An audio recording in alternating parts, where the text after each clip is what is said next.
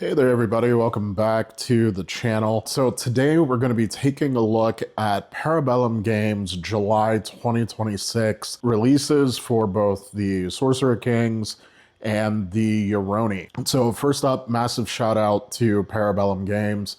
Thank you so much. They sent me out these kits to review for everybody and create some content with. Super honored to be able to partner with them and share their products with everybody. Now, first up, we've got the Married Lancers, which this is a sort of a repackage of the Married Sahar box with an extra sprue to make the Lancers out of the models.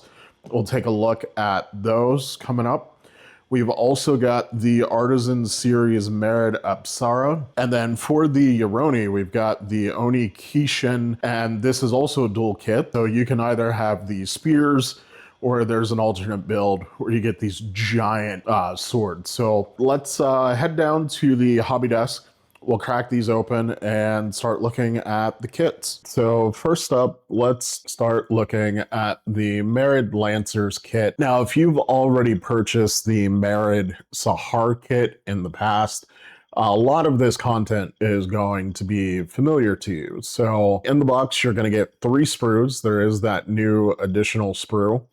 You're going to get your unit cards for both, and the instruction manual has been updated to account for the new sprue. Very simple build.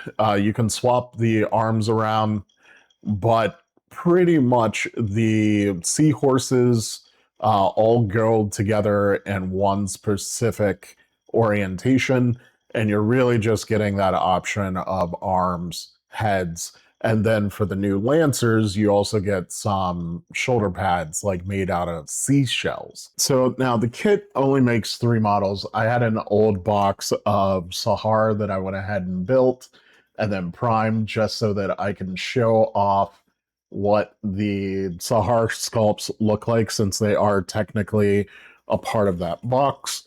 So that was the first 2, and then here is the final one.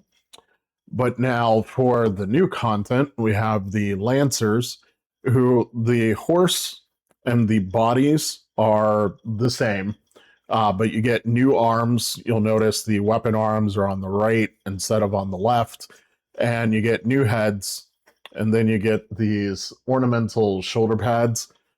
You do get quite a few different sets of those. So you will have some spares that you could maybe use as like basing bits or something. But overall, very cool kit, very easy build.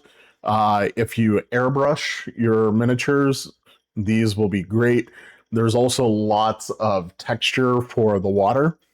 So you could probably get away with using some speed paint style paints to paint quite a lot of these miniatures very, very quickly. All right, so next we'll take a look at the Married Apsara. So here is your unit card that you get in the box.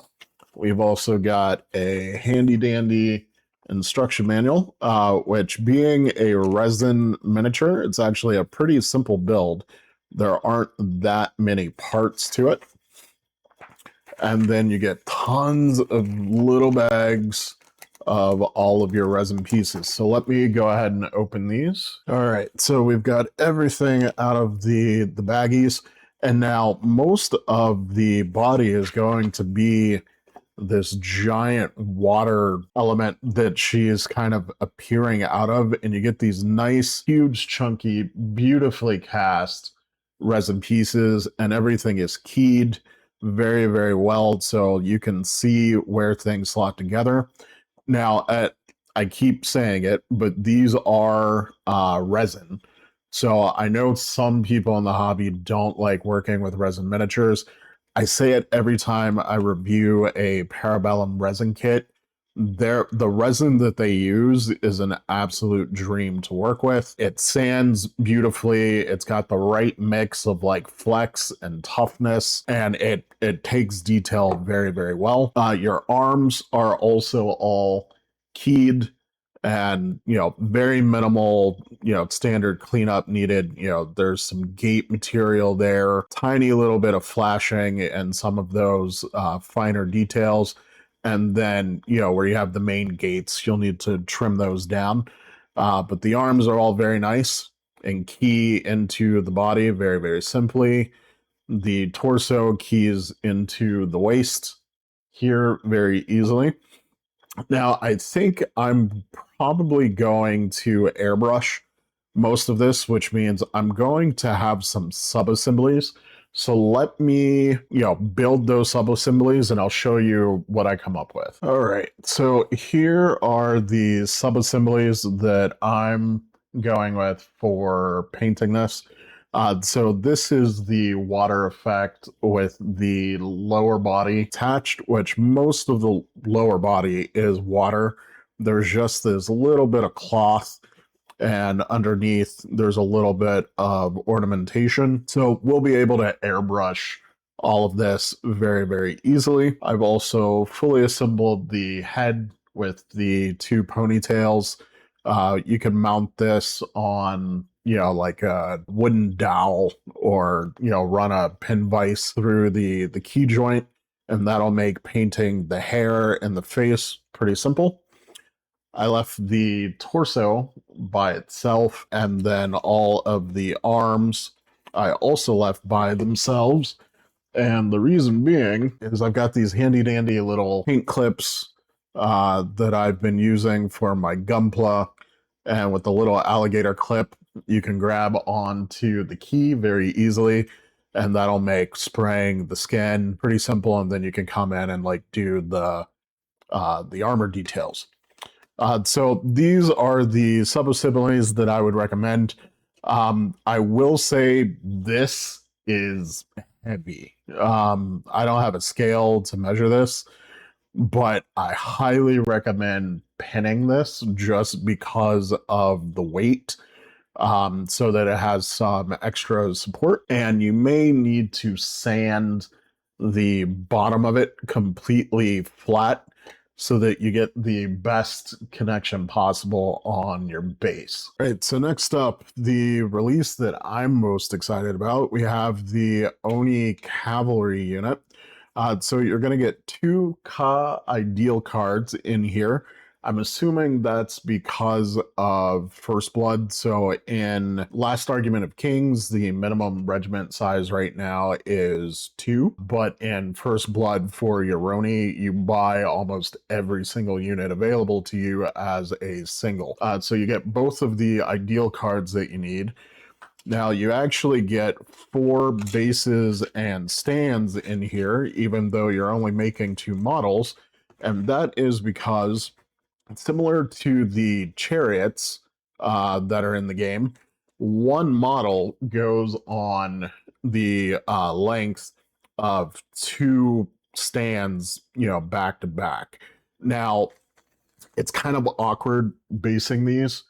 So I picked these up on Etsy. They're 2x1 movement tray 3D prints.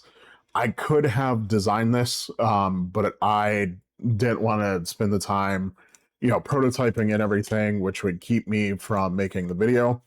But these just sit right on here, and you can glue them down so that you have a permanent base that is the correct width, and then you can just fill that gap with a little bit of gap filler, and Bob's your uncle. Now, as for the sprues, you get 4 sprues in the kit. They are, I believe, the same. No, maybe they're different. Yep, nope, those are definitely different. So here is horse 1. Very nice detail on all of the fur. Looks like we've got some of that horse's rider's body parts on here as well. And then we've got horse 2.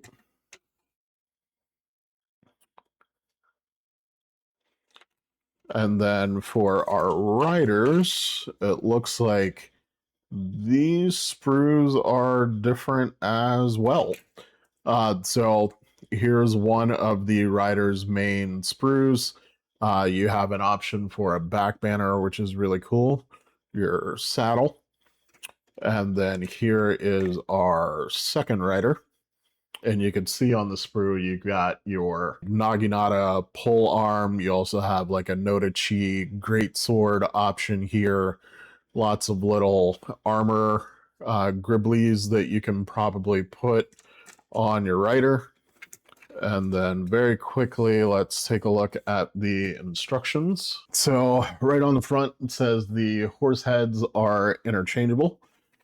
So I'm assuming we've got some options there. It looks like everything else is fairly static, with the exception of your weapons. You have a choice for the spear or the sword on both of your riders, but it looks like all of the armor pieces are actually specifically molded to specific riders. I do like that you can build the entire rider separate from the horse. That'll make painting them a whole lot easier. Probably do the rider as a whole model and then the horse as a whole model, and then just glue them together. Yeah, the first horse works the same way. All right, so let me take this way and I'll build the kit and we'll take a look at those finished cavalry. All right, so here we've got the Oni miniatures, and you can see what I was talking about the bases. So the feet, you get 1 foot on each brute base, and then your stands are just kind of like really only held on by that one connection, which is kind of flimsy. So these movement bases will give you something that you can glue and give you a way more stable base. This one I've already glued here, but you can see the designs on these, I don't know, demon horse bison things, and they're absolutely freaking massive. So the other one, show it off for you guys. Now, your 2 riders, the sculpts are okay. They take some liberties, so like there really aren't any reins that they're holding. They just kind of have the fist. It looks okay when you have the model actually seated on the horse, because they sit kind of far up in the saddle, so their hand is kind of obscured. But you know, if you're a stickler for those little tiny kind of details, you will notice it when you're building the kit. Now, I went with the Nodachi swords, which are absolutely massive. That's almost 5 inches, which is insane. And then the other guy that I've built. Now, their saddle connection, there's a ridge in their loincloth. For this guy, I believe he actually gets a pretty good seat, and you get a couple of extra connection points at the bottom of the legs near the stirrups. So he will glue in pretty easily.